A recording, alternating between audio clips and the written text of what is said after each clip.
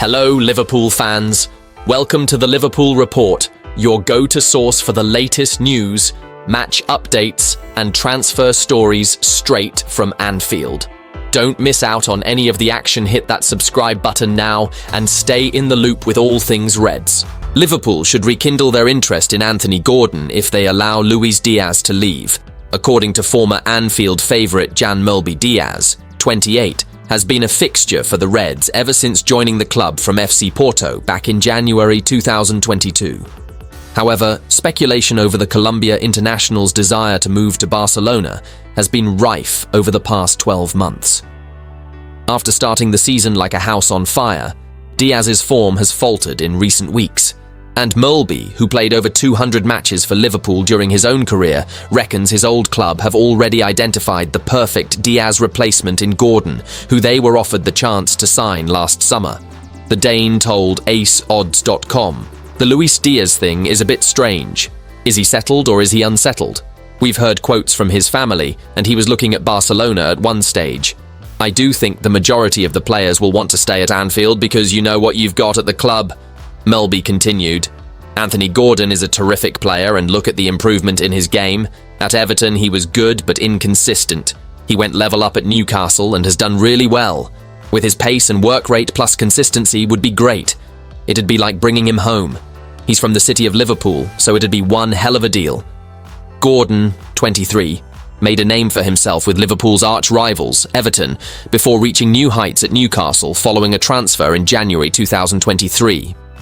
He was heavily linked with an £80 million switch back in the summer due to the Magpies' need to comply with the Premier League's profit and sustainability rules, and while he ended up staying put, talks were held over a potential deal. The flying winger, who revealed on a recent episode of A League of Their Own that his family are all really bitter Liverpool fans, was released by the Reds as an 11-year-old. If Liverpool were to sell Diaz in the summer and resurrect their interest in the England star, then Newcastle are in a strong position after tying Gordon down to a new long-term contract back in October. Diaz has scored 12 goals in 33 matches this term, playing a pivotal role in Liverpool's unexpected title challenge.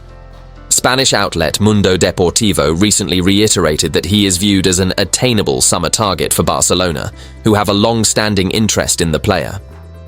The 21-year-old has established himself as one of the world's best attacking midfielders, starring for both Bayern Munich in domestic and European competition and for Germany on the international stage. His Bayern contract was due to expire in 2026, leading to suggestions that Musiala could look to challenge himself at a higher domestic level. Liverpool and Manchester City have been long-term admirers of Musiala, while Barcelona, despite their crippling financial woes, were recently linked with a shock approach. But just 10 days after Alphonso Davies penned a new contract with Bayern, spurning the advances of Real Madrid, in the process Musiala has chosen to stay put in Germany, where he will now build on an impressive start to life under Vincent Kompany, who was hired as the club's manager last summer. "I'm really happy. Bayern is one of the biggest clubs in the world," Musiala told club channels. "I took my first steps in professional football here and firmly believe we can achieve something big with this club in the coming years. I feel at home both in Munich and at the club with our great fans.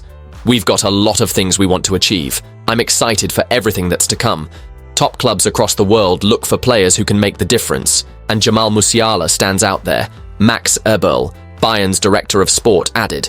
"He's shaping the present at Bayern and will also shape the future, is the face of our new generation. In Jamal, we've managed to convince one of the most coveted players in the world of our long-term plan at Bayern. Players like him allow us to send out a clear message to everyone that Bayern are to be reckoned with in the future as well." Musiala's career statistics are incredibly impressive given his tender years. He already has over 200 professional club games under his belt, scoring 60 goals for Bayern, and has won 9 trophies, including 4 Bundesliga titles in Bavaria. He has been capped 38 times by Germany and was a hugely prominent figure at Euro 2024, scoring goals against Scotland, Hungary, and Denmark. Straight red cards by Michael Oliver after exchanging words with him at the final whistle. That meant Slot was unable to hold his usual post-match press conference. But ahead of Sunday's home match against Wolves, the Dutchman was finally able to speak on the incident. When he was asked about his interactions with Oliver on Friday morning, he said there is an ongoing process and wouldn't go into detail about what was said at the end of Wednesday's match, which ended 2-2 courtesy of James Tarkowski's 98th minute leveller. Slot did, though, go on to say, "What happened was the extra time.